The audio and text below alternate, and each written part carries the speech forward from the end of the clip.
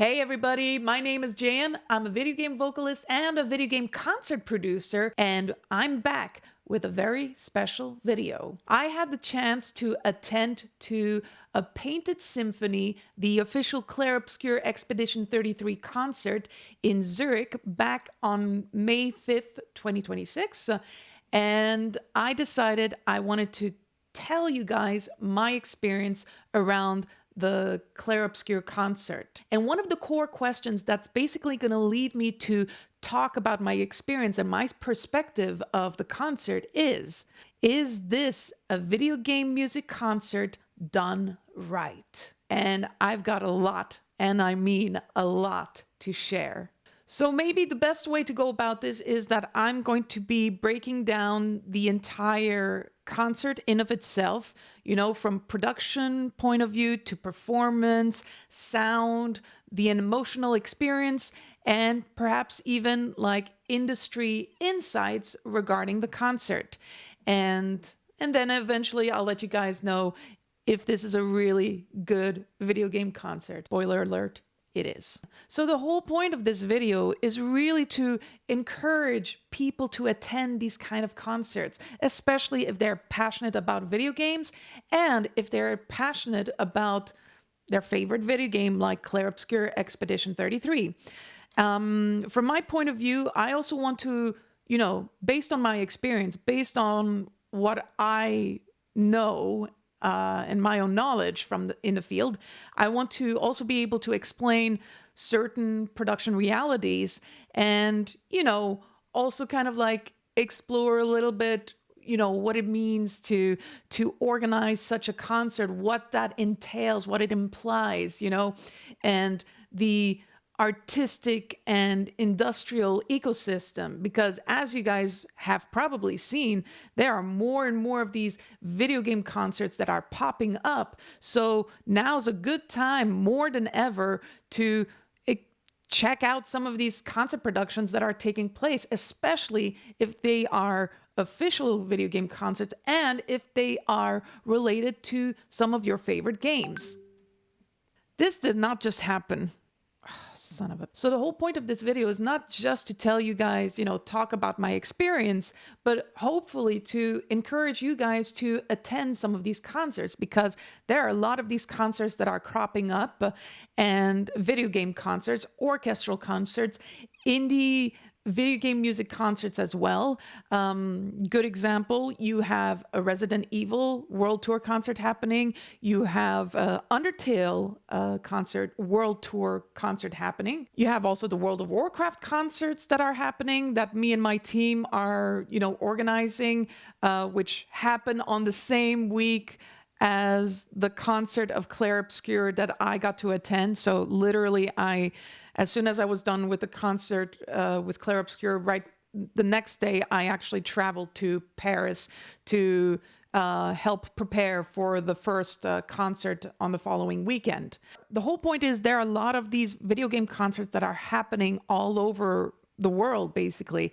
And now's a really good time to go check out these concerts and, you know, to experience video game music in live format. So I'm really hoping that, you know, this video can give you guys a little bit of an insight as to, you know, what happens behind the scenes, but also that you guys become aware that about the amount of work that goes into organizing such concerts. So yeah, I do really want to give you guys a little bit of an insight from my point of view as a concert organizer, but also to tell you guys, like, you know, there's a lot of preparations that go into organizing these video game concerts, and it's never easy. But when they happen, it's pretty spectacular. So let's dive right in with concert production. Actually, one important thing I have to say, I want to thank Laurent for the tickets, because actually he reached out to me, wrote me an email and said that he had 2 extra tickets to Zurich, and he got them and he was willing to sell them to me. So I had the chance to get my ticket from him. So Laurent, merci beaucoup pour les billets. So as I mentioned before, I attended the Clair Obscur concert at Painted Symphony in Zurich. That was on May 5th. I feel like I was very unfortunate because on that day it just started raining really, really bad. And I met up with a couple of friends. I had my colleague and my good friend Sebastian come with me. So yeah, so me and my friend, we met up with other friends. So June and Shin, who are both very good friends of mine. We've known each other since high school.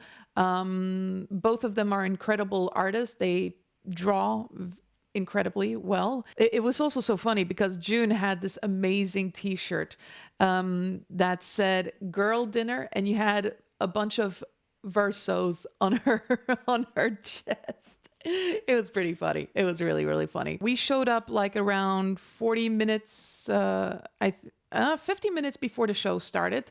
And my gosh, the venue was already packed. It was so packed. And it was so funny because, you know, there was this huge queue that was leading into the venue, basically, into the hall. You know, just before going inside the concert hall, there's like this area where you can buy, you know, merch and food and stuff like that. We went in the queue and we managed to get in. It was actually relatively fast, you know, and it was so packed. It was so hot in there. It was so packed. But what was really funny to see was the bunch of people who were wearing their red berets, who were wearing their striped shirts and their straps, you know. And some of them even showed up in their cosplays. Like there was this incredible Clair cosplay. Incredible. She looked so amazing. And there was also Renoir as well. One thing you guys have to know is that this concert ticket that I have right here, which is what I, you know, used for the venue, what you need to know is that I had no idea where I was going to be placed because I didn't buy the ticket. Actually, somebody else bought the ticket. His name is Laurent. He had some extra tickets left. He saw my reaction video of Une vie à t'aimer. He reached out and said, hey, I got extra tickets. I heard you live in Switzerland. I'm willing to sell them to you if you want them. And I was like, heck yeah, heck yeah. Of course, Geneva is closer for me, you know, because there was in Zurich and there was in Geneva. But reality was that I had to leave the next day to go to France, to Paris, for the World of Warcraft concerts that we're organizing. So yeah, so the Zurich ticket was perfect for me. I didn't know where I was going to be seated. So I went upstairs and I realized that it was the balcony seat. And I was literally in the center on the second row. And the view that I had was amazing. It was perfect because I could see everything from up above. It was that good. So meaning that maybe I was a little bit further away from the stage, but I could see certain things that some people could not have picked up on if they were seated down there on the ground floor. So I'm really looking forward to kind of like sharing what I actually managed to pick up on during the concerts. So let's talk about stage design. For me, it was pretty insane because for this concert, there was absolutely no visual projection of the game. There was no visual projection of the game.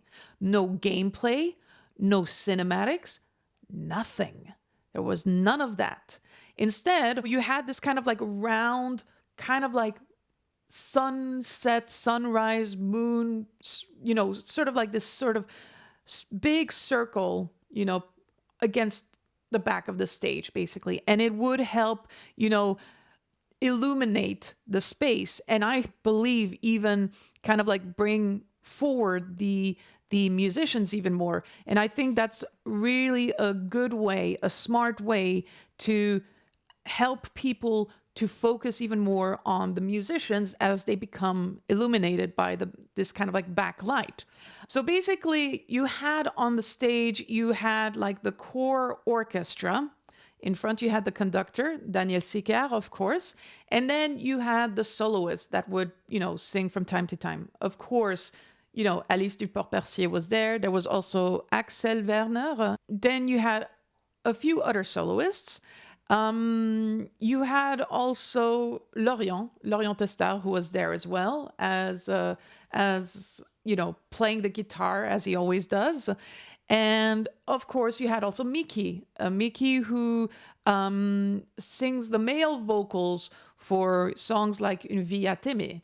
And so for the stage design, what you guys have to know is that they really fully used the whole stage, because you had the core orchestra in the center with Daniel Sicard in the front conducting, and then the soloist who would actually, depending on the song, they would actually be positioned in different areas of the stage. Sometimes they would be up in the front.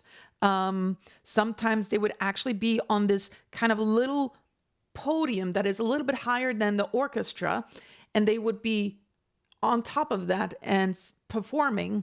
Sometimes there would be just one singer on stage, like Alice. Sometimes there would be multiple. Sometimes they would be far apart. Other times they would be very close. And so you see, there was always this sort of, the stage design was very well thought out, because there was a lot of dynamic in the way that the performers were positioned and performed and interacted on stage.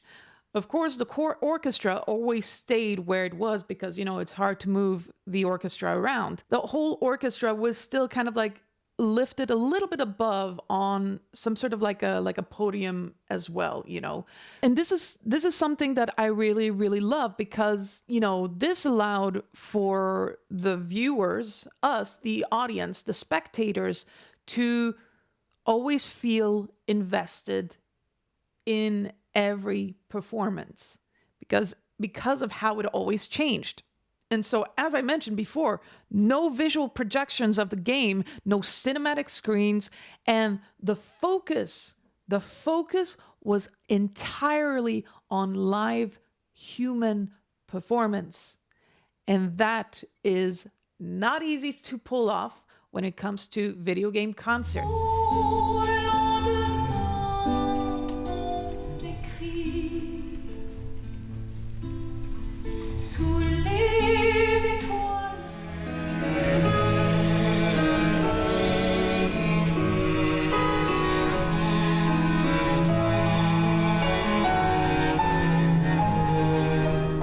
Maybe to give you guys a little bit of an idea, nowadays, there are a lot of orchestras, or there are a lot of concerts that rely on visual projections to engage the audience. And I feel like that's a little bit of a shame, because it's an artistic choice, right? But sometimes I feel like it can mean that because it's a video game concert, you need to have like footage, you need to have gameplay footage, you need to have cinematics. But I feel like that's so far from the truth. I feel like if your audience are made of gamers, they should be able to, they can always watch, gameplay footage at home and cinematic screens at home as well.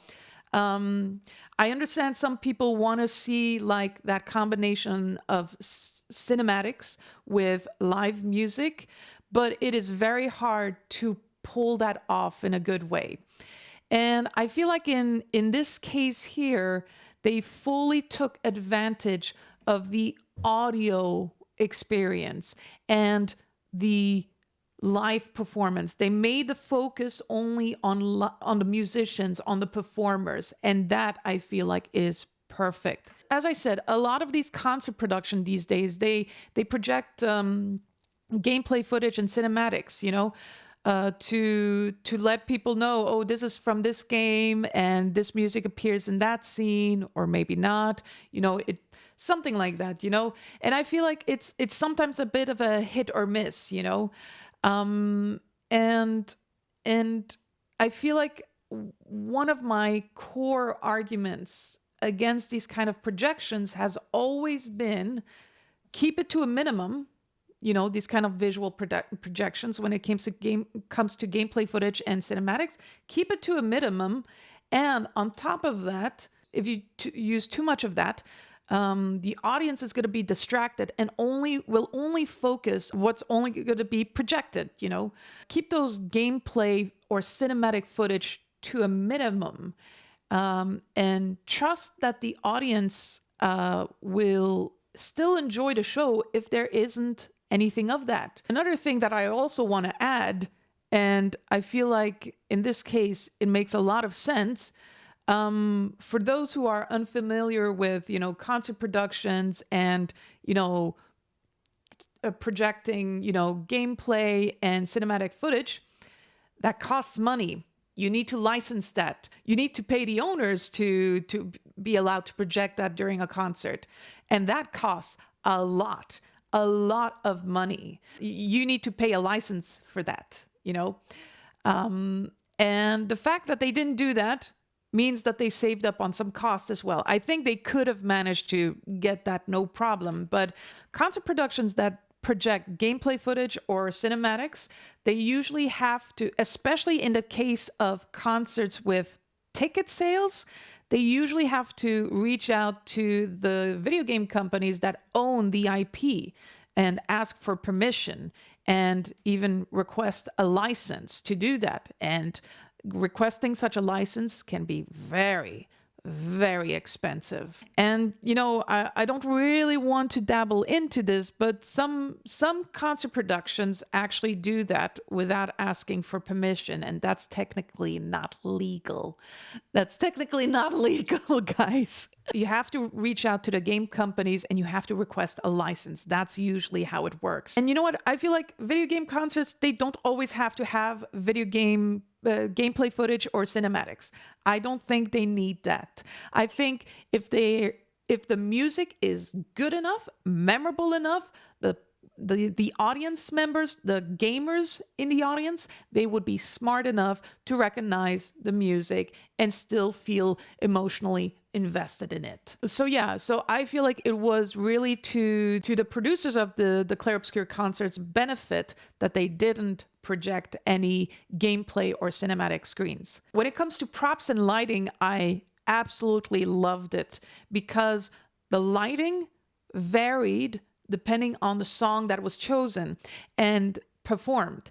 And sometimes the songs that they performed, they reflected some of the levels that were played in the game. When you think about like Sirène, it has this sort of orangey sort of color to it. Well, at some point in the concert, one of the songs from that level was performed, and the whole area was just bathed in this sort of like orange lighting, and it was super, super beautiful, and it was well done, and I loved it. I really, really loved it.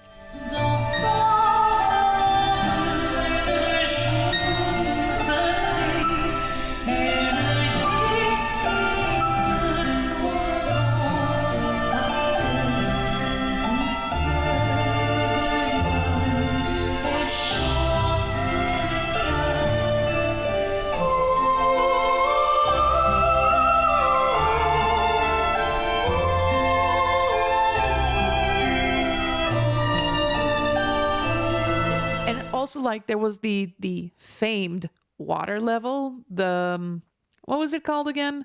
Flying Waters. There we go. Flying Waters, where you had some cooler tones and you had some very specific lighting, kind of like a lightish, darkish, a mix between lightish and darkish blue that were just kind of like mixing together.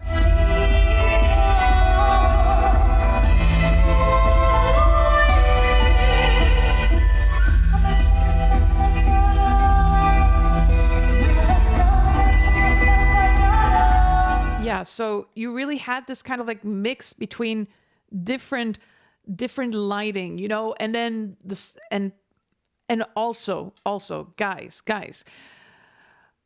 what I really love about some of the props they used, they had the lamps from the games, these small lamps that were at the concerts, and they would light up in sync with the music that was played. So sometimes, and you also had like the sound effects sometimes of the lamplights that turn on. So this was also really, really smart.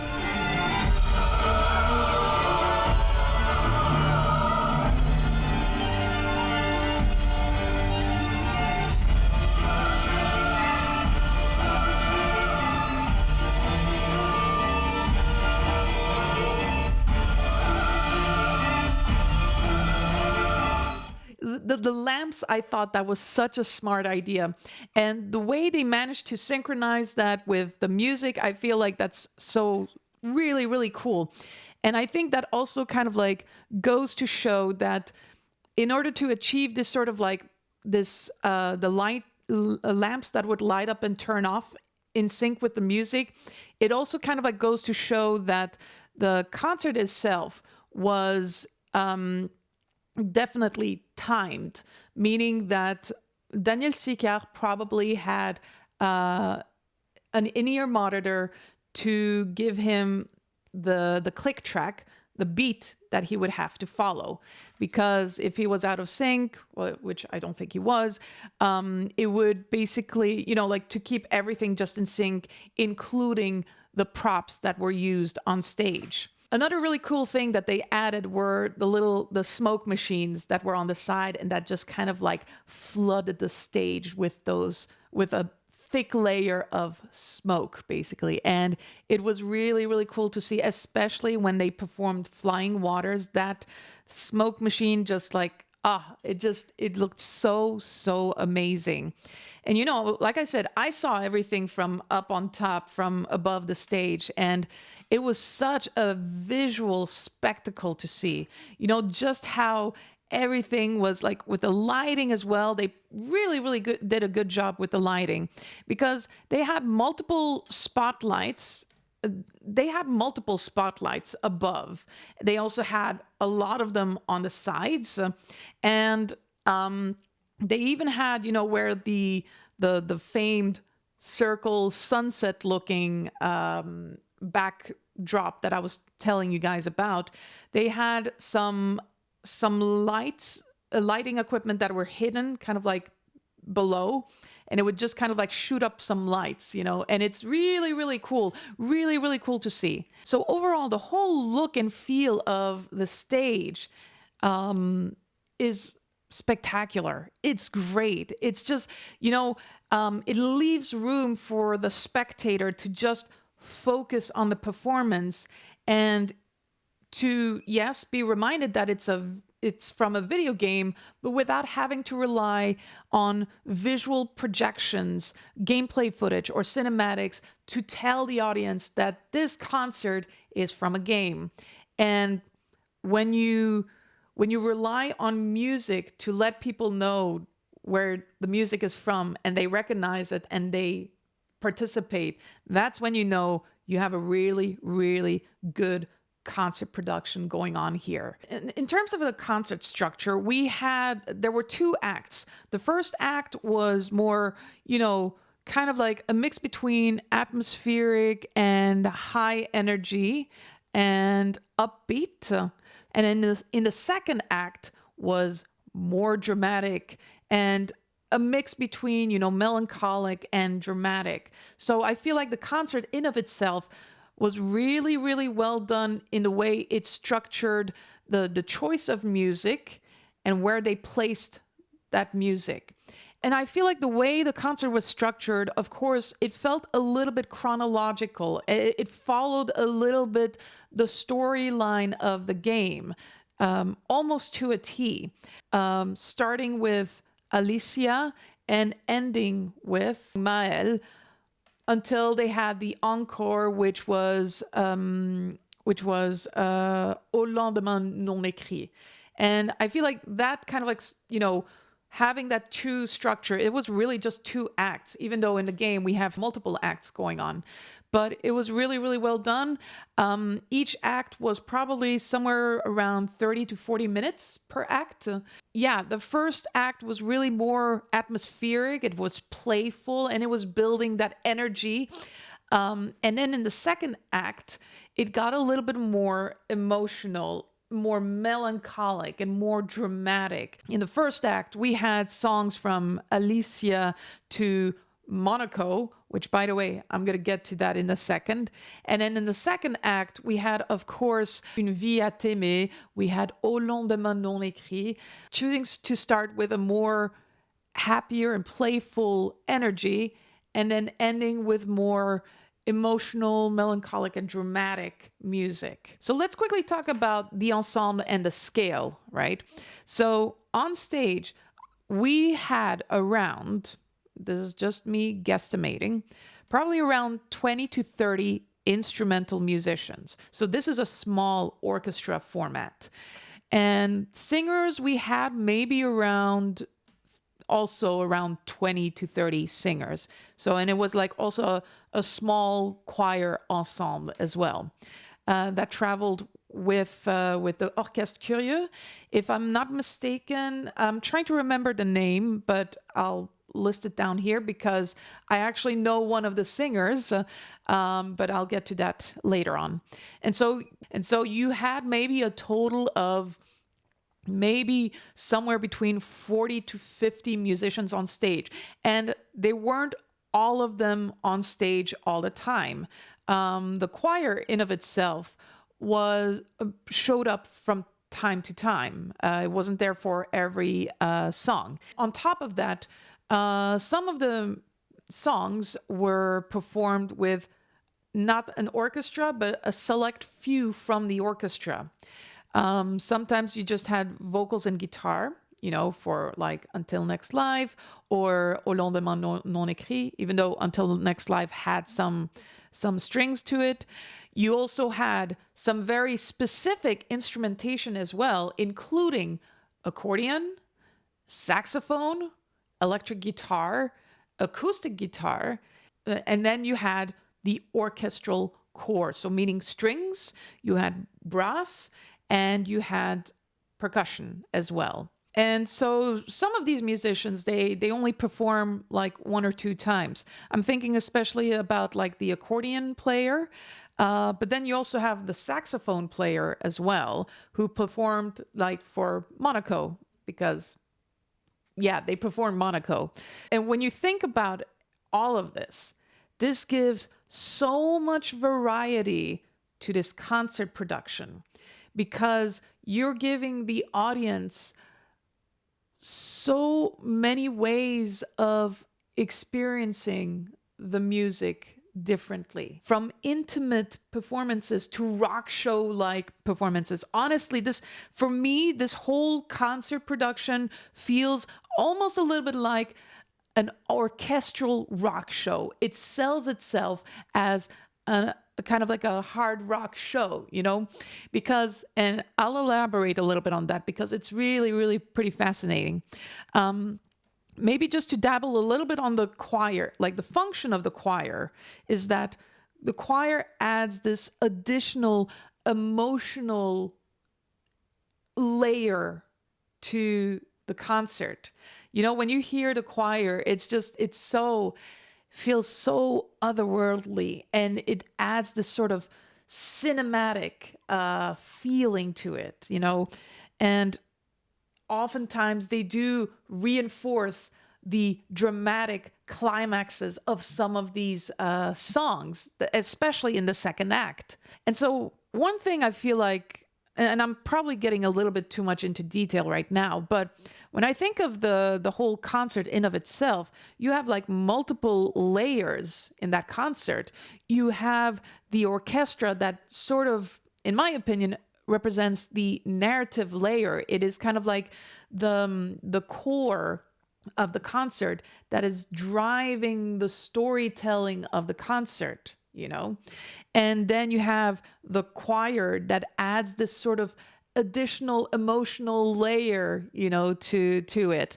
And then you have these other instrumentations, accordion, saxophone, electric guitar, acoustic guitar, that add a little bit of these different dynamics to the concert. So suddenly this orchestral concert becomes more than just an orchestral concert. It becomes almost kind of like a rock show to the audience. Even though it's not really kind of like a hard rock show, it's more like it has so much variety in a musical sense.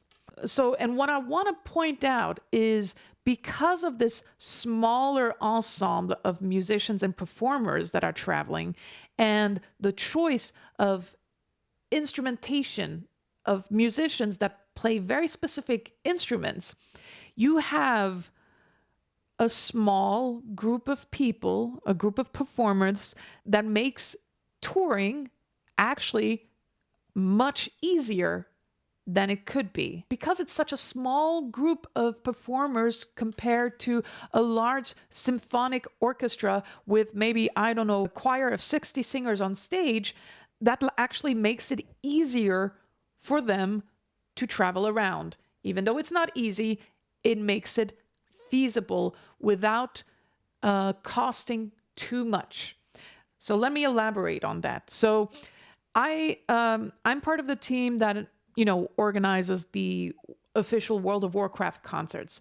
We're talking about a large symphonic orchestra of around 60 to 7 musicians.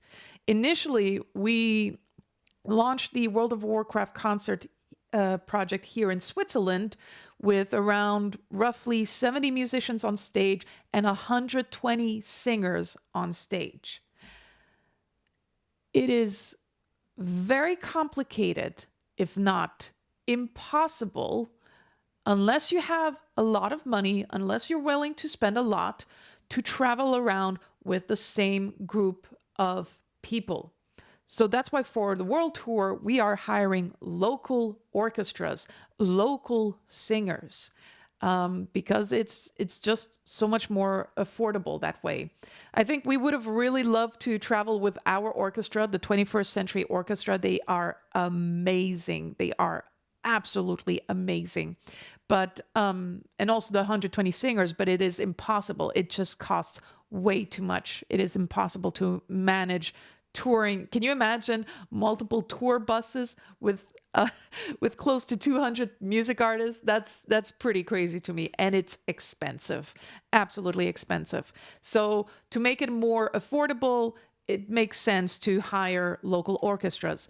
But in this case here, the Orchestre Curieux, I feel like a kind of like a more smaller, reduced size of it, they're able to travel around, and this makes it way more affordable. And it's really, really awesome because you have the core musicians of especially of the music videos that Sandfall Interactive posted online. It's really cool to see that they had the original artists traveling along, and not just Lorient and not just Alice, but others that have contributed to the franchise. So that's really, really, really cool to see. So, and yeah, I did recognize some of the musicians on stage. I was really, really happy to see some of them. I did recognize the contrabass player. I do believe the viola player was there as well. I don't remember his name, but he's the guy who always smiles, basically like that. So, or like he has this sort of like a very attitude like that. But anyway, I think he was there. I think. I have to double check now. Yeah, there was a lot of fog on stage, so maybe that kind of also blurred my vision as well. So in terms of the technical layer of the stage, of course, there was definitely use of a click track for synchronization.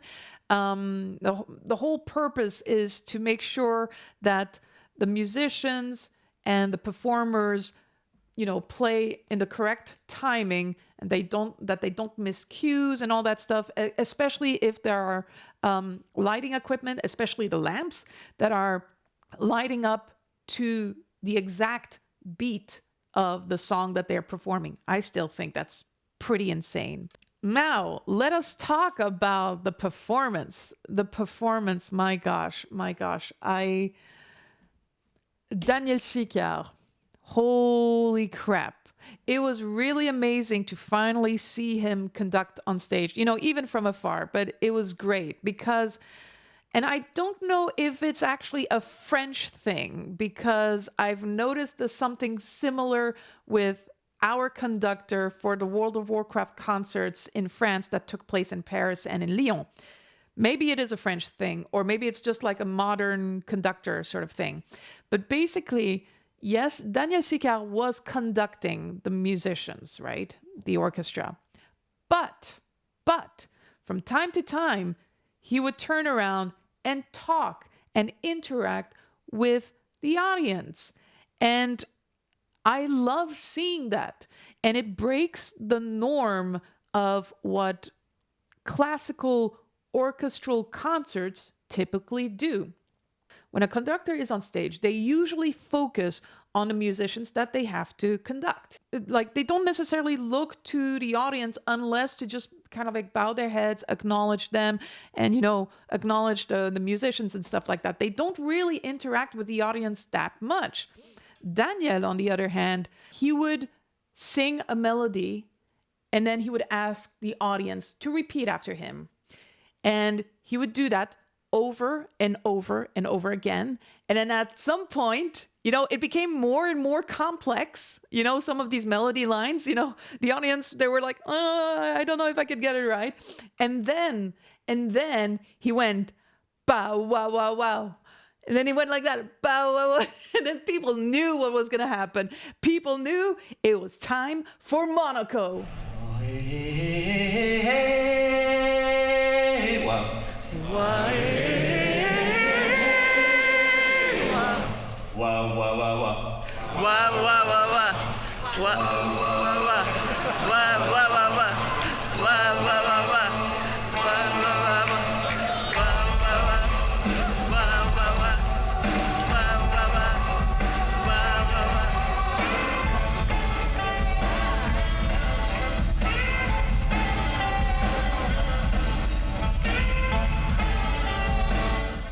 It was really, I love that. See, that's what I basically mean. This is like an orchestral concert that sells itself like a rock show. Because in rock shows, it is so essential to have this sort of interaction between the performer and the audience. You know, when you go to an orchestral concert, sometimes it feels like there's this big barrier between the audience and the performers on stage, you know, like especially when it comes to the conductor, because his back is always against the audience, right? But in this case here, he sometimes would turn around and he would, you know, do something fun and playful. And that is so great to see. It's really smart when you think about it. The audience, most of them are gamers who maybe have never attended an orchestral concert and who, by definition, either are there to kind of like just see and enjoy the show or find ways to interact or participate, you know? And it's a young audience. It's a young, well, typically young audience, maybe somewhere between, you know, 20s to 40s or something like that. You know, I would say somewhere between that, maybe even more. This concert has a very special identity. It's a hybrid format that is an orchestral concert and has the same amount of energy as a rock show. And so this kind of concert breaks the classical etiquette norms intentionally. It basically completely annihilates what the classical etiquette it usually is, you know? And so classical etiquette, for example, is that you come to the concert, you sit down, and when the orchestra starts tuning, like does the beep, beep, like tuning themselves, just before the song begins, everybody shuts up, and then when the song is over and the conductor puts his conducting baton down, that's when people can clap. Here in this case, it was a little bit like that, but there was definitely a lot more, you know, participation from the side of the audience, especially when, you know, like when they performed Lumiere, everybody started singing, you know.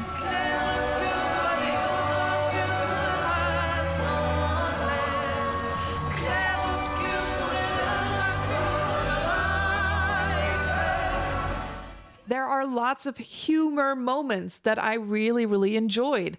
For example, you had one moment where the accordion player gives Daniel, like he comes on stage and then he gives Daniel, Sicard, literally a French baguette. Like the bread, the baguette. And, you know, it's funny because, you know, in French, like the conducting baton is also called a baguette. So there's a play of words. So Daniel takes the baguette and starts conducting using it as a baton. and so basically he starts conducting, right? And I believe at some point he was having a, like, I'm hearing multiple stories from my friends who were in different, you know, seats, because we were not seated at the same places, you know. One of my friends claimed that Daniel Sicard almost hit the accordion player like that, you know, because the accordion player was literally like right next, like sat on top of a podium right next to the conductor. And Daniel was going like this and nearly hit the accordion player, and the accordion player dodged it just like last second, and he started laughing. And another thing my coworker Sebastian told me, because he's actually a conductor himself, he's got his own orchestra that he conducts. He said that because Daniel was using a baguette, it was very hard to conduct in the correct rhythm, you know. The baguette, the batons are so, like a conductor's baton is designed to give very clear signs and instructions in terms of rhythm and pace. But with a baguette, if you're just like this, like it's very hard to follow this the pace when you do that. So at some point, apparently Daniel kind of like tossed the French baguette aside and picked up his baton and conducted again. So that was pretty funny to see. So now I want to quickly talk about the sound experience. So for me, the overall sound was very immersive, very powerful, sometimes even more intimate. And, you know, it also helped a little bit with the light show. But sometimes it felt a little bit overwhelming. Let me explain. There are multiple ways when I say overwhelming. Overwhelming more in the sense of, you know, like either it's kind of like the more personal connection to the song that, you know, I had on a couple of these songs. They were really, wow, it just like really, really amazing. But also overwhelming in the sense of the sound being a little bit too loud. For some reason, I feel like in terms of the sound adjustment, let's just say that, it got a little bit too loud sometimes, and there was a lot of booming going on. And I feel like it's probably because of the venue, which is surprising because the hall is pretty good when it comes to proper sound engineering and stuff like that. But the venue itself, like, I don't know what happened exactly, but sometimes the booming sound was a little bit too loud. And I feel like in this kind of case, it would have been nice actually to see if the venues could provide some earplugs so that you could, you know, protect yourself. Even though technically I feel like if anybody has a phone, they must have like some headphones so they can use that.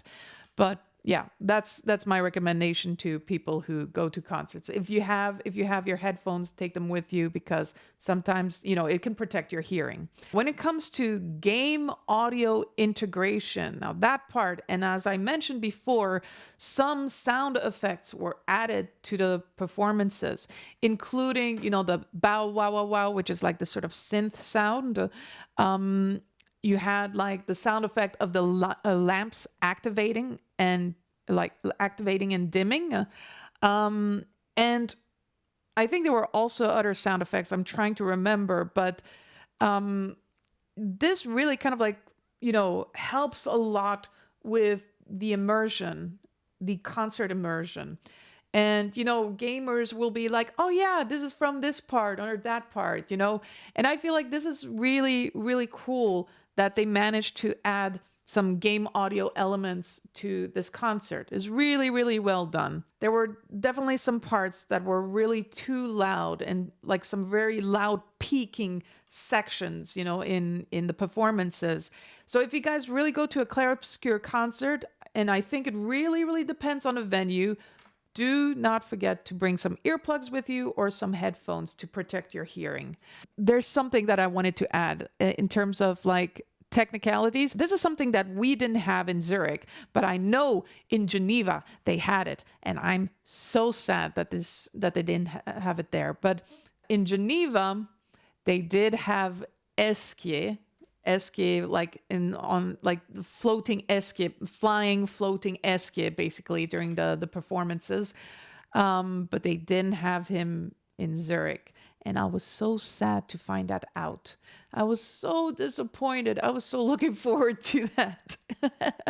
But it kind of makes sense because the venue is actually not that big, It's safer to have esquier float around at the Arène de Genève instead of Zurich because there's really a lot more space. It's an arena in Geneva. In Zurich, it was more of a concert hall. So let us now talk about the featured composer and vocalists. So we had Lorient Testard, and not gonna lie, guys, every time he was on stage, it was such a joy for me to see. Mainly because, he did multiple stuff, on stage. He didn't only play the guitar or play, like shred some electric guitar as well.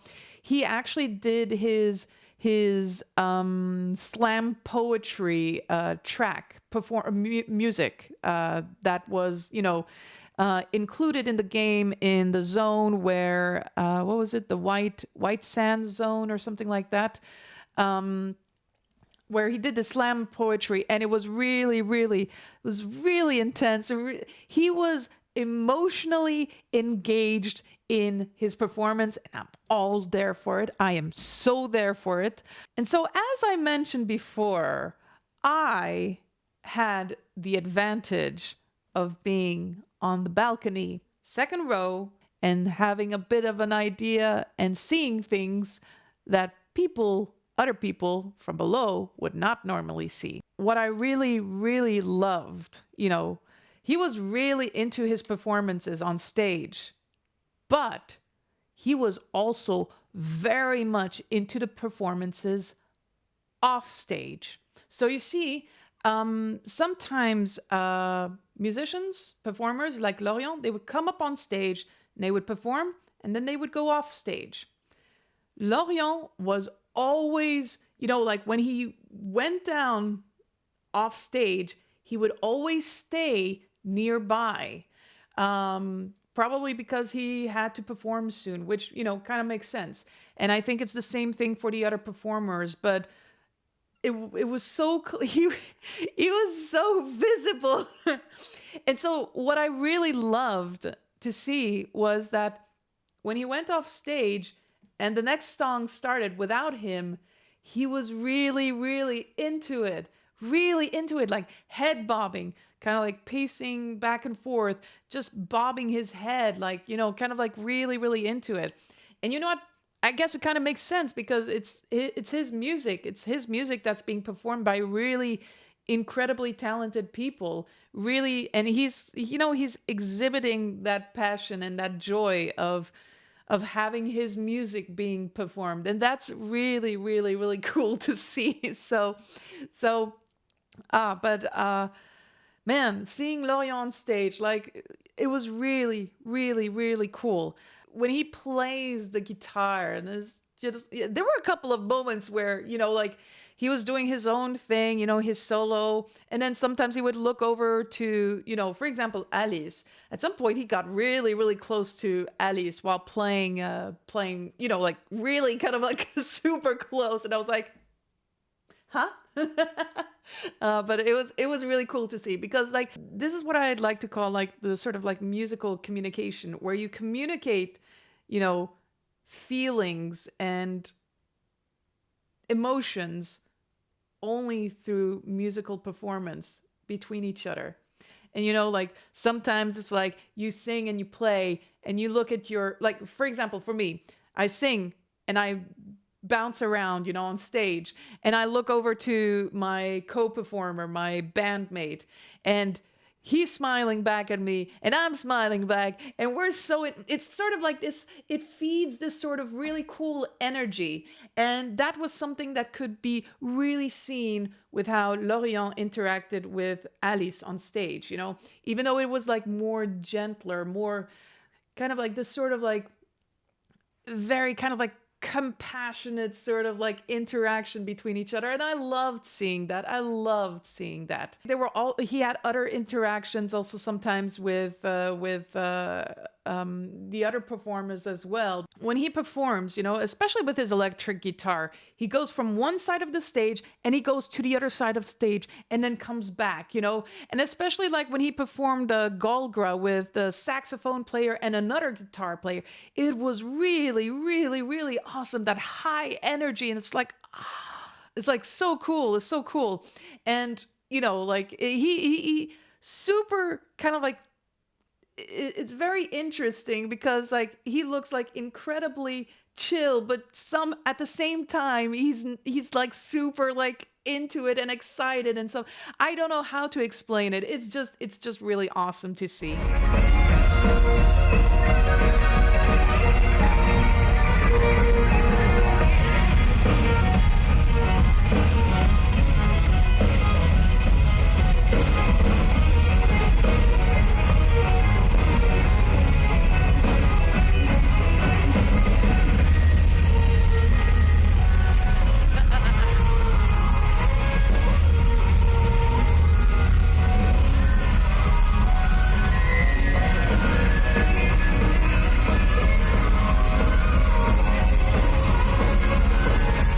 Again, what I really, really love seeing, is not only musicians really getting into it, but when they show that they're happy and that they're having fun.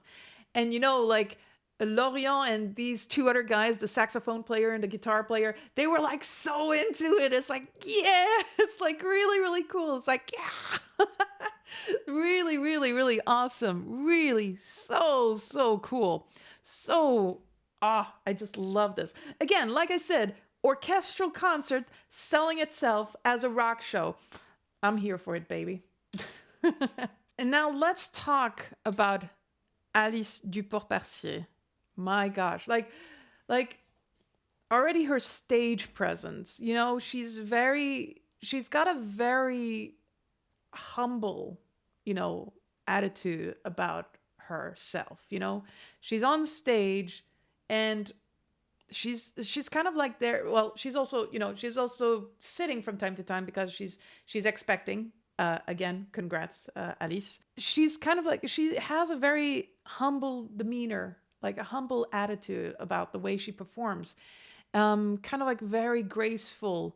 And it's almost like she's telling a story, and she's conveying that with so much emotion, not just like, of course, her vocals, like especially in the higher notes, they're so clear, they're crystal clear, and in like her register, like, and she's really incredibly expressive on stage, and she does also interact very closely with the other performers, especially like with her co-performer Axel Werner, I think her name is, her, or the other male vocalist Mickey, who by the way is amazing vocal performance. And and clearly she's also like, Alice is also having the time of her life. She's enjoying herself, even though physically it's not easy for her right now, but she's still having a blast, you know? And I think there's something really special about being on stage with people you care about, with people you're friends with, and just delivering a show, delivering a heartfelt performance. And from her, it always feels like it's this heartfelt performance, you know? Really, like, and it surprises me so much because this is a tour that they've been on, and tours are so physically demanding. They are. And I know this is Alice's, you know, last time before she takes a break and, you know, takes care of herself before delivering the baby. But you know, it boggles my mind that these guys, they go on tour and they still have all that energy, you know, like another concert the day after and all that stuff. It's just like, it's mind blowing. It's mind blowing. I did get to experience that firsthand when I was in France this week, and I realized, wow, you know, having one concert one day, like orchestral concert, and then traveling to another city for another concert the day after, like the amount of exhaustion I had afterwards, like it hit me pretty hard. And you know, when it comes to Axel, I don't actually know her that well, but she has a beautiful and powerful voice, and she really provides this sort of harmonic support and gives the sort of additional layering that just adds more to it, you know? It's just like, it just feels so amazing listening to them. There were other vocalists, of course, but I just couldn't really remember who else was performing. I think there were like three other female vocalists, like solo vocalists, but it's like, yeah, it's hard to kind of like know who and who does what exactly. So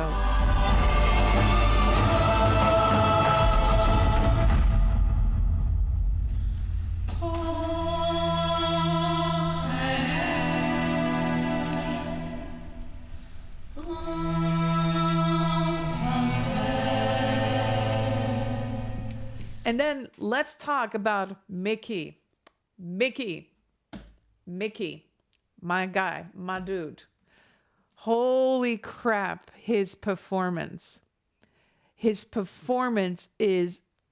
I just want to take a moment because, you know, on top of the performance that he gave, his vocals are insane.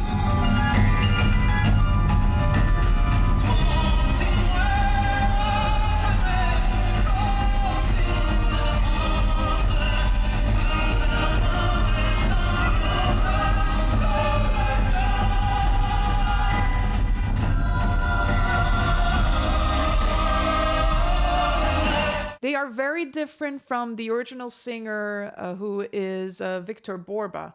But Mickey on stage, man, like he has this incredible emotional depth in his performance. He adds this sort of vulnerability in his performance. And at the same time, this incredible vocal projection and energy that is, you know, synonymous to a hard rock vocalist or metal vocalist. And I do want to take a moment to talk about Mickey because he did share an Instagram post the other day where he talked about his own personal struggles, where he felt like he had a lot to deal with up here, you know, like I don't really have the proper context. Some people are saying that there are these naysayers that don't think he performs well, or there are, you know, and that sort of like feeds this sort of imposter syndrome, maybe, you know, or just feeds your inability to believe in your own skill and talent. And I just want to take this moment to say, holy shit, you are an amazing performer, Mickey. Do not let anybody else tell you otherwise.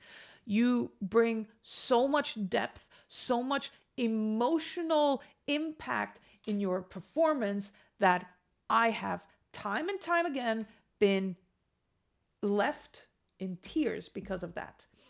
I think it takes raw skill to be able to move an audience member the way you do, Mickey. If you ever see that video, I don't know if he's ever going to see that video actually, but if he ever watches, you are amazing and you are talented. You know, I firmly believe that to be talented means that you don't only possess the technical vocal skills, but the ability to move the audience the way that you do. And you have both of these, which make you really talented.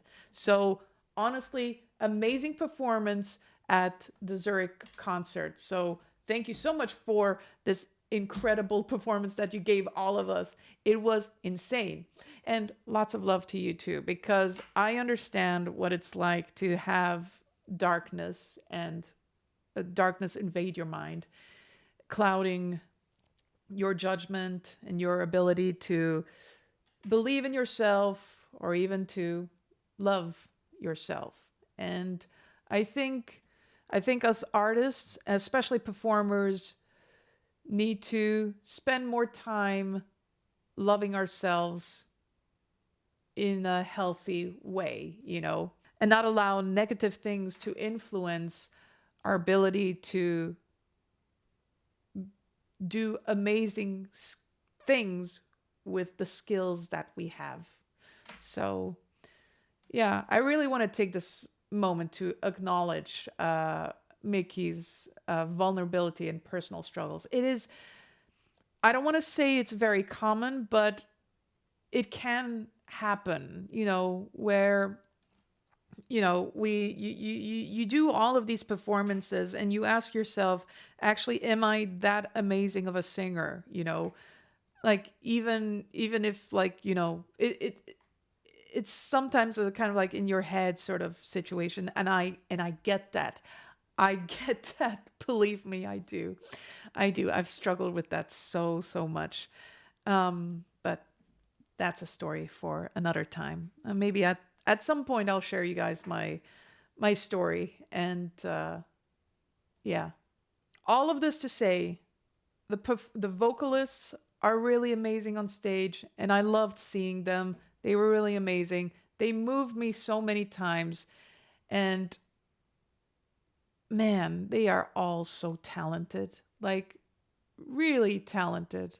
I just feel very fortunate that we got the chance to see all of them on stage together. Really amazing. I also want to quickly talk about like the choir, because as I mentioned, we have a choir that has maybe somewhere around 20 to 30 singers, you know, and their role, their contribution, you know, their role is to add this emotional and cinematic force into the concert, right? They really help amplify emotional moments, emotional peaks, you know? And they add on top of that this sort of mythic and cinematic scale to the sound, which I so very much love. As a singer, I do love choral performances.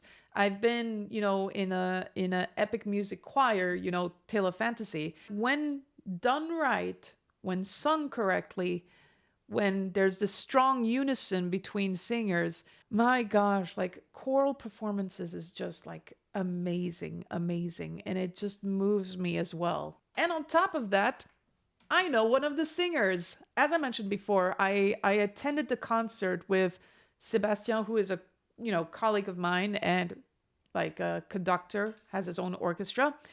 But his friend was one of the singers. His name is Kevin, and he's actually part of the core members of Hollow Nest Orchestra from France, this sort of video game orchestra that is comprised of Kevin, another guy, Alexandre, they're the core members, and Alice is actually one of the singers of that orchestra, one of the soloists.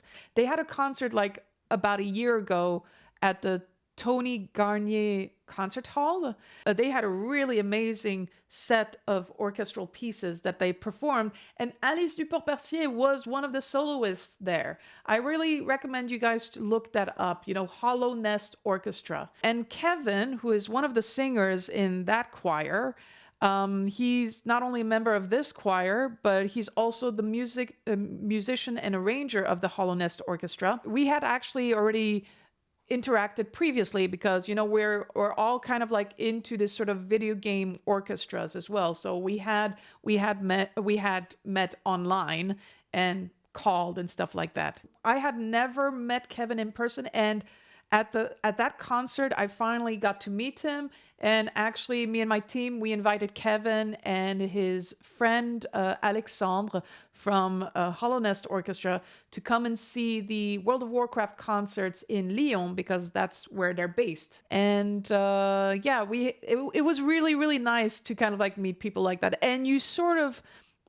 find out that the community, like the video game music and the video game orchestral community, is very close-knit. So eventually at some point you meet someone that you know from another thing, and etc. And it's just like it's a web of connections, basically. Definitely we've had some connections before, so it was really cool to meet Kevin there. Now I want to really talk about something that so I want to quickly talk about my experience, because I've been giving you guys more facts. Now I want to talk about, how I experienced the concert. And I realized that the concert in of itself triggered so many emotions in me, because the concert in of itself had so many various performances, a variety of music. And you had some music, they were really kind of like very gentle, like you had like some piano solos, and it just like felt like incredibly intimate.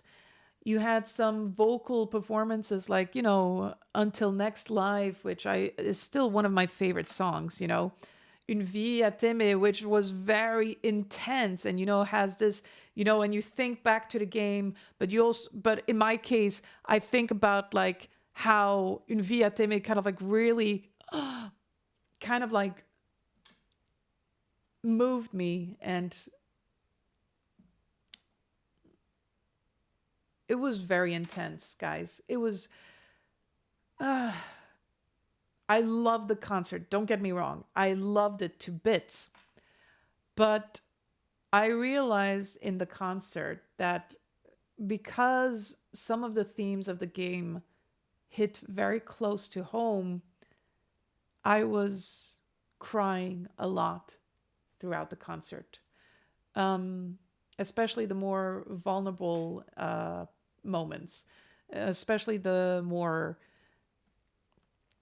intense, dramatic moments. I realized that, going to the concert, I was in a very emotionally compromised state. I had a lot going on before coming to the concert. I had broken up a relationship, and realizing that I broke it off because I was recovering from the heartbreak that I experienced a year ago. It was kind of like my first relationship since my heartbreak, and I think I realized that during the concert made me realize that I was still recovering from that. Yeah, there's a lot, and I feel like that warrants a separate video, which I think I will do, because if I start getting into this, then this, I feel like it would take away from what this video is supposed to do. So I think I'm going to do a separate video on the side and, talk a little bit more about why Clair Obscur music affects me so. The story that connects me to the music of the game. Yeah, this will be like a separate video because, the whole point of this concert is that I loved it. It tore me apart, but I loved it. It made me feel so many highs. It made me feel wee and lots of time woo. It felt very cathartic. And, for me, going to this kind of concert, when you experience the music in all its different shapes and forms, and it allows you to have like to look into yourself and think about the things that have happened in your life. It's that's how powerful that music is to me, and I think maybe that's why it is so important to me. It is really, really good music, and music in the sense that has this sort of emotional depth that I feel like I haven't experienced in a long time. I think also it may have to do with the timing of what I experienced in my life, and when this game came, showed up. It felt kind of nice to have, not only back then, something to listen to that would at the same time feel comforting, but would get everything that you had in you out, basically. And that's basically what this concert did for me. I had been bottling up a lot of things inside, a lot of personal struggles. And this concert brought everything out. Everything. I was in tears and I couldn't stop myself from crying. Even when the concert was over, I still had so much, I was still crying, and I wiped the tears away, and I walked out, and I was looking for my colleague. I went downstairs at the hall where people drink and eat and buy merch and stuff like that. And he was there, and just had just a very short conversation, and then suddenly I just we hugged. And I just broke down into tears. It was, very, very intense for me. Like, the separate video that I will make, I think it will make sense why I was in such a state, it will all make sense. But this is the part where I'm going to connect it to another anecdote. We met up with the other friends, so June and Shin. And, there was this little, June came to me and she saw that I was a little bit crying and all that stuff. And she told me, hey, you know what? There's a guest book that you can, write little something in it, sign it and all that stuff. And I was like, okay, yeah, let's do that. The concert was amazing. I feel like it was a guest book that was put there by Lorient, Axel, and Alice. So for their performances and stuff like that. And I went there and I just started writing. And it's this sort of moment where you kind of start writing and your thoughts, you're still in this emotionally compromised state. And I think looking back, I realized maybe I may have said something that may have sounded a little bit pathetic, I guess. But something along the lines of, what was it? I don't even know why I said it. But I mean, no, I know why I said it. But reading it wouldn't make sense if they read it. I said something along the lines of, I don't really feel like right now that I am a person deserving of love, but your concerts help me through that, I guess. I think I said something like that. But like I said, guys, it sounds super pathetic, but there's a reason. There's a legitimate reason for that. And I'm going to do a separate video because we're not going to we're not going to get into this. So yeah. And so I wrote all of this down and I signed it. You signed it as Jayhan. And then I kind of like, and while I was signing this, I suddenly became aware of my surroundings, and I realized people were waiting to sign the guest book, and I was like, oh shit, okay, I better finish this quickly. So I guess that's basically what I did. And so the hall started clearing out, and I realized that I was spending a lot of time talking to June and Shin, and then Kevin, who showed up, Kevin from the choir. We talked with him and all that stuff. I looked to my left, right? And then suddenly I noticed Lorient, Alice, and some members of the Orchestra Curieux were over there, and over there, just, waiting for fans to kind of like meet and greet them. I saw that, and I was like, I looked over to June and I said, hey, don't look now, but I think that's Alice duport-percier and Lorient over there, And I just said it like very, like, calmly, quietly. June, being June, she looked over, she dashed over there, She ran, she headed towards them, June being June, It was really funny. I love June. She's so funny, like adorable and funny at the same time. But the thing that kind of threw me off, she went to talk to them and she started pointing in our direction. I was like, June, no, don't do that. Don't. So she did that. And I realized suddenly, okay, this is awkward. Do I move? Do I go towards them? I can't. What do I do? Because the problem was, I was still recovering from the concert. I was still in this very emotional state. I couldn't, and she was pointing in our direction. I was just like, what are you doing, June? It's like, no, I love her. I'm not upset with her whatsoever. But then I was like, okay, you know what? She pointed. So I guess I gotta go see them. So I was nervous, guys. I didn't have to be nervous, but the problem was that I was so emotional already.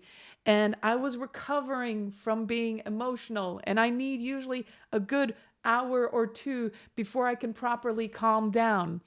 And so I went there kind of like awkwardly, because I went to the one side and then I went to the other side. Like I was trying to get to them that way, but I was told to go that way. And there's nothing that separates, like they're just like these sort of like little bars and all that stuff. They could see I was awkwardly walking from one place to the other because I was like, okay, let's just go. And then when June was done, she was there with Shin, and Shin is basically they're coupled together. So, and they took their pictures with them, and then it was, and then I realized right behind me, Sebastian had come along with me, and so I was like, and then it was my turn, I guess. It was our turn. And then I walked, and I started to forget my French. French was gone, And I was like, vous étiez incroyable sur scène. I said more than that, but I realized that I started repeating myself. That's when I knew that French was escaping me. And the thing is that when I'm nervous and when I'm at the same time nervous and emotionally compromised, I forget the basic thing. I forget to introduce myself. Luckily, I did say, hey, we're one of the concert producers for World of Warcraft, and we love what you do, basically. So... And I think they were very happy. And, and Alice, was so welcoming. And, I kind of I was like, oh, and you're so amazing singer. And Lorient, you're an amazing composer. Ta voix est incroyable, Alice. Et Lorient, ta musique, j'ai tellement adoré. Vous êtes incroyable. See, I was repeating incroyable, over and over. I was just like, no. I was like, no, I'm not like that, you guys.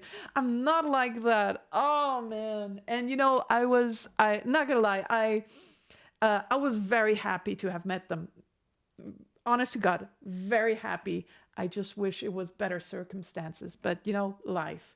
So we all took a picture together, and like I said, what I really liked about Alice, she was like very comforting. Like she was like so welcoming. It's like, so nice to meet you, and the very nice smile and all that. And I'm just like, it's like, I feel loved. I feel loved at that moment. It was like, and she was just saying hi.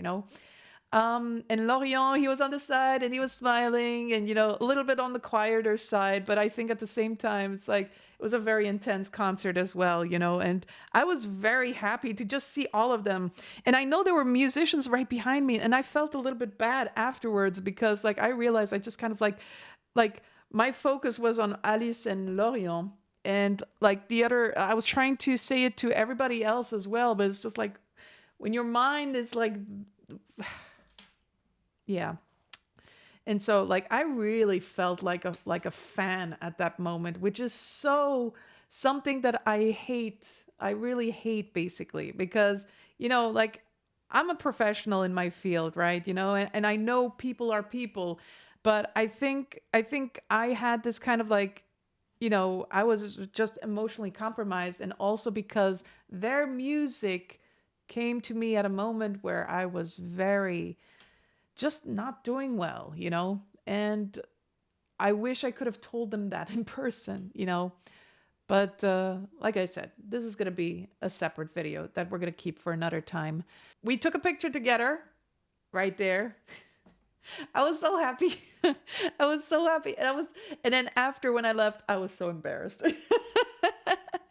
because I couldn't keep it together. I was forgetting how to speak French. Sorry, how to speak French. And yeah, I told the others I was pretty upset because like I must have given such a impression of a person who is just like a big huge of a fan who can't keep it together. But that it's far from that. It's just when music does something to me, I guess I'm like that.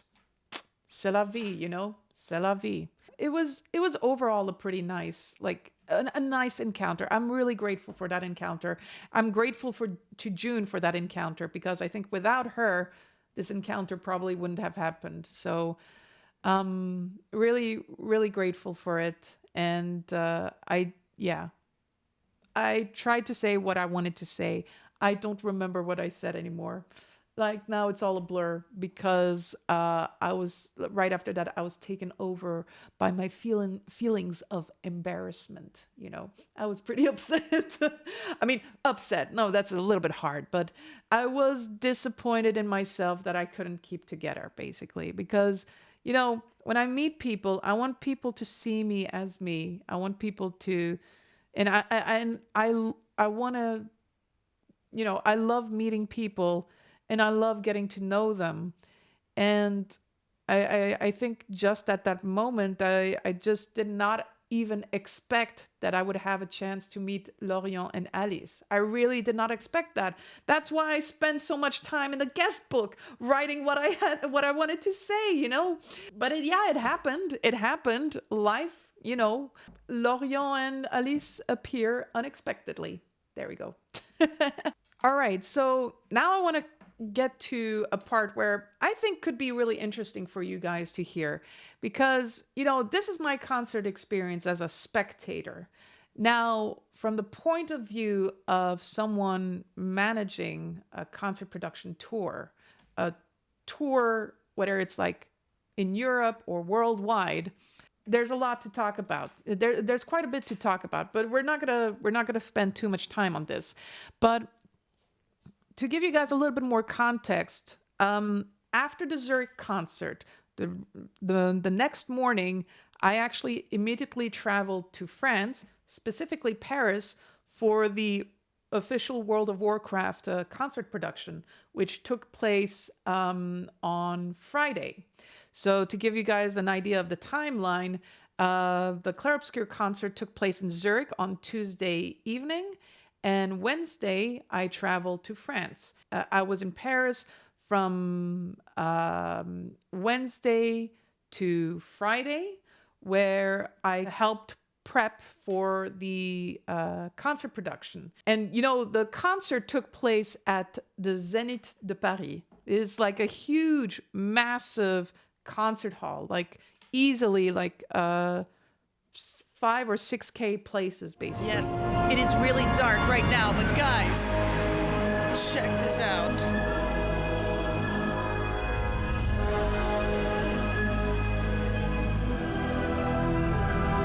So cool. So I had to go there because, you know, I manage everything related to, you know, partners and guests and behind the scenes sort of stuff, you know, and a little bit of the social media management because I'm part of the marketing team, PR as well. We had guests, you know, we even had one of the World of Warcraft composers that was there, and the concert was pretty insane. It was really, really cool. I can get into that like in a separate video if you guys want me to. But what I want to share in terms of reality, production reality, is that there is a huge amount of exhaustion that comes from touring. The kickoff for the World of Warcraft concert world tour took place in Paris on Friday, and then the day after in Lyon, which means we had to prep for the Paris, and then the day after we had to travel to Lyon and prep for the concert in Lyon. There is so much logistical and physical strain that comes with this. You know, you need time to recover. You really need the time to recover. And for me, I realized, like, when I did the concert, Paris and Lyon, and then I had one day of, you know, just being around Lyon and then traveling back on that same day. And then the day after, I was so exhausted. I was tired beyond belief. I had not experienced that ever, I think. It was the first time for me that I traveled from one city to another city the day after for a very, very big concert. We're talking about orchestral symphony with around 40 singers on stage and with lots of lighting equipment, and it's, you know, it was pretty amazing, and there were pyrotechnics.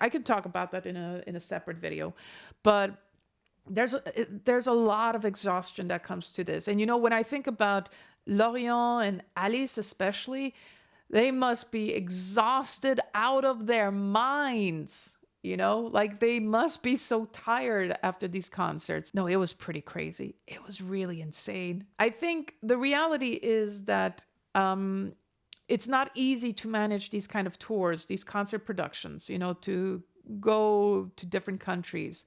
And you always need to allow for at least a couple of days of recovery to just like fully rest up and, you know, be ready for the next concert, you know. What I find pretty crazy is that at some point, this whole concert production had like 3 consecutive concerts, one day after the other.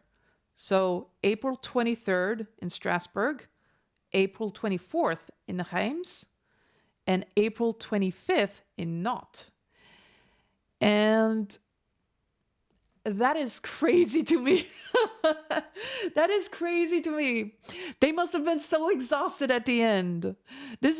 So at least they had a couple of days to recover, but like I think 5 days until the next concert. But that is crazy. Man, even like May 5th in Zurich, May 6th in Geneva, and May 7th in Milano. That is so, so insane. And, you know, like, and at most, they have somewhere between 2 to 5 days to recover. That's pretty crazy for me. Like, I mean, good on them. Good on them. I like it's not easy. And I think, you know, given that context, you know, they must have been so exhausted for you know, for some of the last concerts, but they managed it pretty well. They managed it really, really well. And I'm guessing right after Milano, since this last concert, I believe they must be like just down and out, basically, for a good couple of weeks until their next one on May 27th, basically. Man, this is just crazy for me. Like, it is really, really, really crazy to me. Like, that takes a huge amount of stamina. It does, you know, I feel like it does affect performers and musicians and production teams when you have these tours, but they managed really well. So I'm really happy to see that. Yeah, so I think that, you know, the way these concerts are planned, there has to be like space between each concert, you know? Like, I think for me, it's pretty crazy to have one concert in one city and then another concert, another city the day after, and another one the day after. You know, if the amount of exhaustion, that must be really insane. But yeah, so I think all of this to say, the concert production in of itself is insane. It's incredible. And they really designed it for the gamers in the audience, for the fans of the franchise. So is this a video game music concert done right? The short answer, yes, but not in a simple way, because it breaks down classical concert norms, because the audience, for the most part, are made of gamers. A few of them probably have never even attended an orchestral concert before. It creates emotional immersion. Anything we got to experience in the game, we get to experience it again in a live concert format. This concert production blends this sort of game identity with live performances by using great light show, a variety of colors, dynamic performances, while also using some game audio elements integrated into that concert. And this is the part where I feel like it stands out above a lot of these other video game music concerts. It prioritizes human presence over visuals. Visuals are important, but they should only ever serve as a support to the main acts of the show, which are the musicians, the performers. So, in my opinion, this has to be probably one of the best video game concerts I've ever been to. I've been to a couple of video game concerts. I've also helped organize a official video game concert, and I've been to the Final Fantasy concert, like Distant Worlds concert. I've been to Legend of Zelda concerts, and I've also done the Sonic Symphony concert as well. And Sonic Symphony was my favorite. And I feel like now it's a little bit of a tie between Sonic Symphony for me and Clair Obscur. And because the Sonic Symphony concert also had like a lot of variety when it came to the music, because Sonic music, it's got so much, it's so much. But I feel like Clair Obscur is just slightly above, because it still is primarily an orchestral concert, but done in a way where the audience gets to participate in it, and where the audience does get to invest itself into the performances emotionally by remembering what they experienced in the game. It is really, really a very top-notch video game concert production, probably by far among the best out there. As I've mentioned already before, I'm a firm believer in not relying on visual projections to sell the concert show as a video game concert. All you ever need is iconic music and iconic performances. And there, for me, there were a lot of iconic performances, and I was very emotionally invested into it. But there's a story about that, which I will get into in another video. So my final thoughts are, guys, if you love the game, if you want to see a really top-notch video game concert done right, go see a painted symphony. I think I felt like it went by way too fast for me, and I enjoyed every second of it. It was great. It was fun. The only critique, of course, is, make sure you take some earplugs so that you protect your hearing. But other than that, I really, really thoroughly enjoyed every second of it. And I hope you guys get to experience this concert as well. I really think it's one of those concerts that you really need to experience in your lifetime. Amazing performers, amazing job from Daniel Sicard, amazing performance by Alice, Axel, Lorient, the accordion player, the choir, the Orchestra Curieux, the guitar player. Everybody was really fantastic. Probably my only other critique is, why wasn't SK there? Guys, why wasn't SK there? Okay, I mean, I know why he wasn't there, but I was so disappointed. Maybe next time, guys. But yeah, go see the concert. Go support them, guys, because they really did an amazing job. And I can't imagine the amount of work that it took to create this concert project and the amount of exhaustion they must be feeling right now after doing their first part of the tour, or second part. Yeah, it was second part, actually. First one being in France, and then now European tour. But yeah, guys, go see that concert. It is really worth it. It's worth every cent. It's worth it. It was pretty expensive, but it's worth it. It's worth it. We're coming slowly to the end of the video. So guys, tell me, did you attend one of these concerts? What were your thoughts on the concerts? Were there any kind of memorable, iconic moments for you? Something that made you super happy, or something that really left you in tears, like me? Share some of your favorite experiences and memories and your thoughts in the comments below. And let me know what you would like to see me talk about next. Thanks again for watching, guys. Have a great day, and I'll see you guys pretty soon. Bye.